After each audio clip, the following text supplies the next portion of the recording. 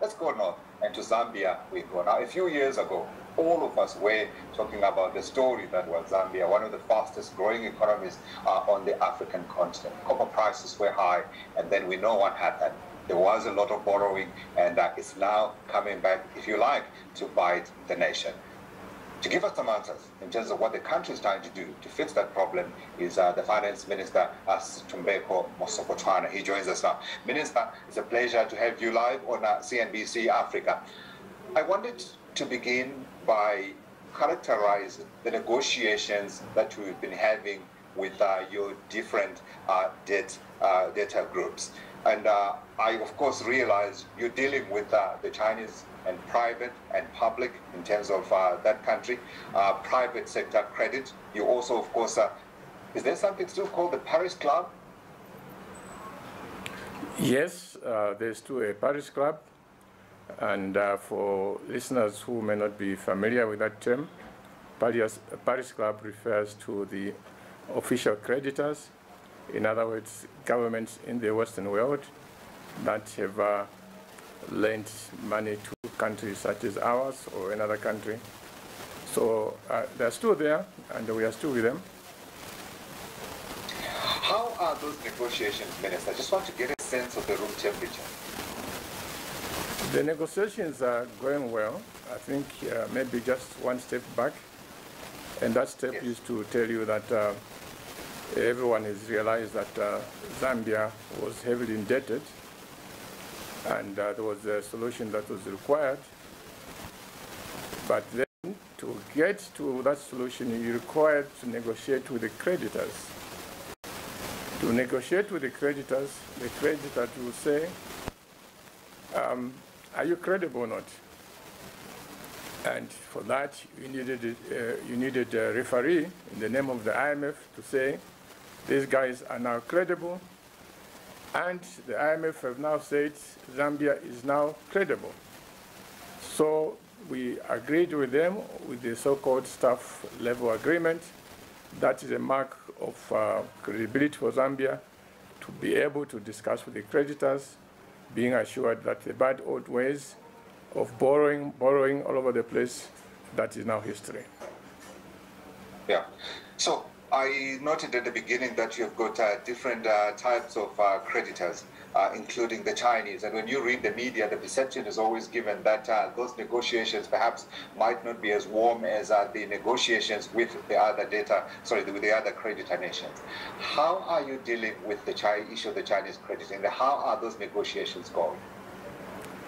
We are dealing with the Chinese creditors just like any other creditors. We've, of course, we reach out to all the creditors, including the Chinese. They are sensible people. If you yourself as a government show maturity and seriousness in terms of reforming your economy. So we are talking to all the creditors through the advisors that we have, through the international connection that we have.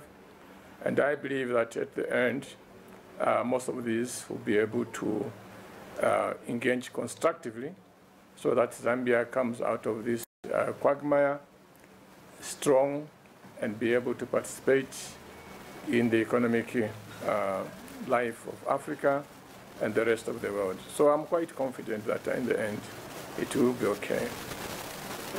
Yeah. Just perhaps to reiterate the roadmap that you have laid out, when do you expect to wrap up this negotiation?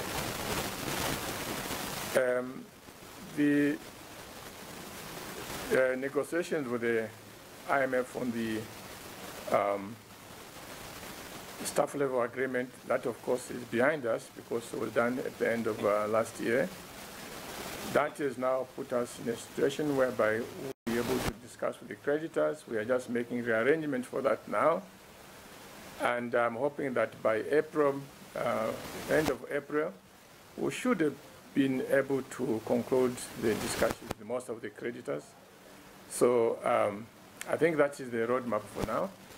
And of course, the conclusion of the discussion with the creditors, that will now open way for the formal agreement with the IMF.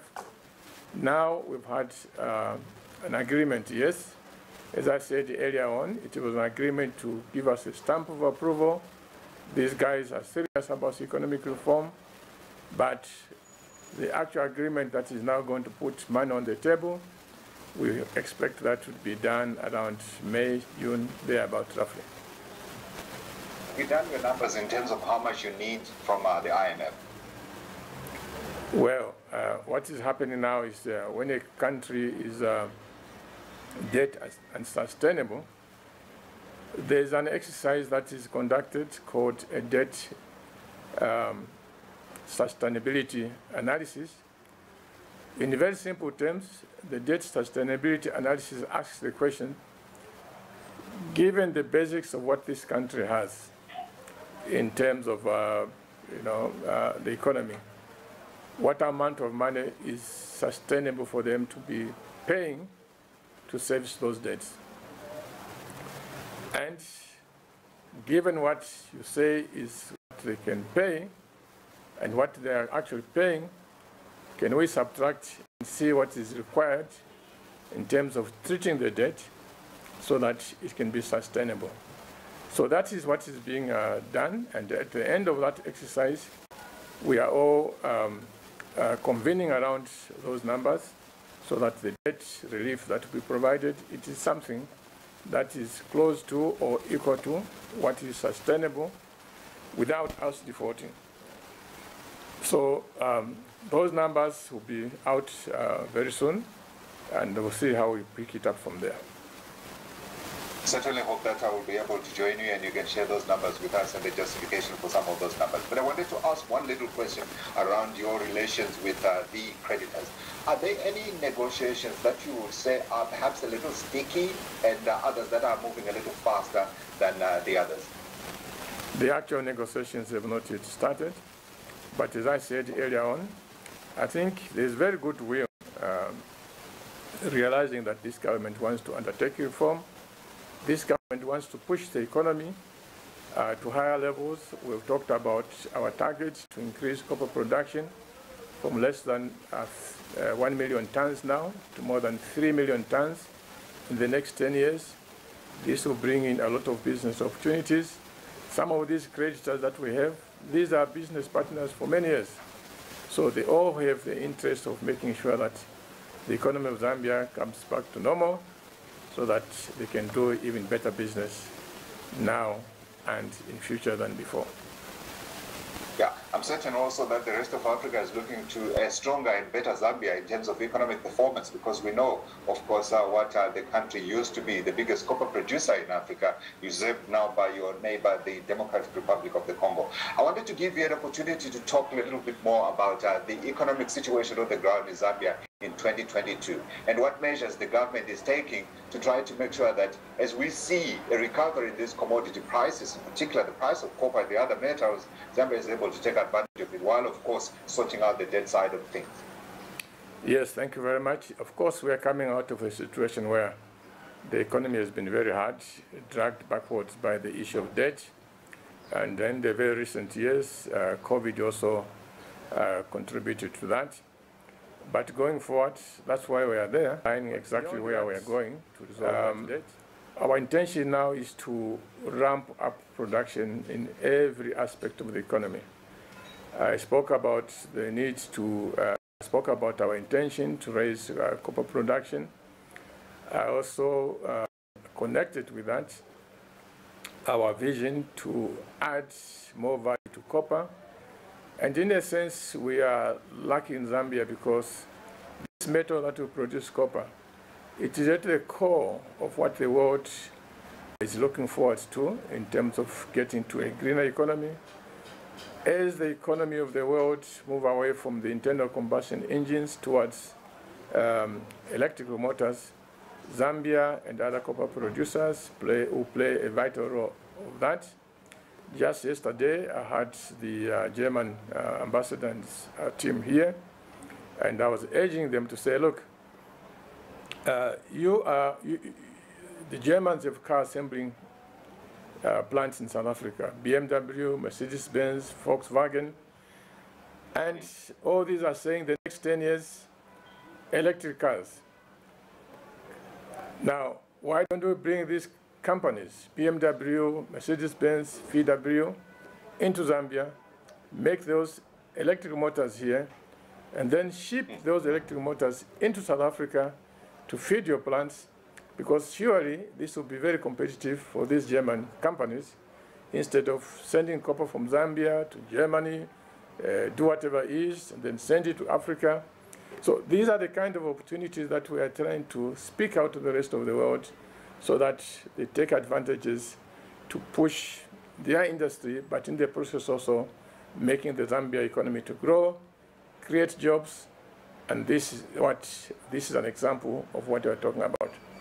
Of course, there are other areas like in agriculture. We are lucky compared to other countries because we still have vast tracts of land. And this time around, we are saying, yes, we are open to supporting the small-scale farmers that we've been producing the past years, but we are also now open for those multinationals that want to come and set up large-scale estates, whether it is in sugar, whether it is in cotton, whether it is mangoes, pawpaws, and so forth. We are open. Come and talk to us. We'll facilitate it. Great, Minister. Before you go, I'm going to ask you, of course, what you expect in terms of economic performance from Zambia in 2022. I'm sorry, I didn't get you. I'm asking about your GDP forecast for 2022 for the economy of Zambia. For 2022, we are forecasting anywhere between 3 and 4%. You must remember that about 2-3 years ago, we were negative 2%. So expecting 3 to 4%. And when I say expecting, these are not wild dreams. These are based on realistic targets. So that's where we are, between 3 and 4% for the year 2022.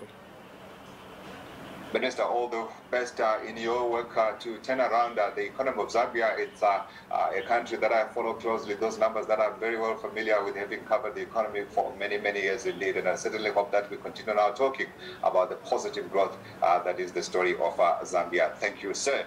That's Minister SITUMBEKO. Minister, thank you so much for your time, sir. Really appreciate it. Thank you so much. Thank you. Thank you. South Africa Live. If you missed it, he is talking about making sure that the copper that we get out of Zambia is actually value added, so that when it goes out to the world, it is in a form that brings value to the country of Zambia. And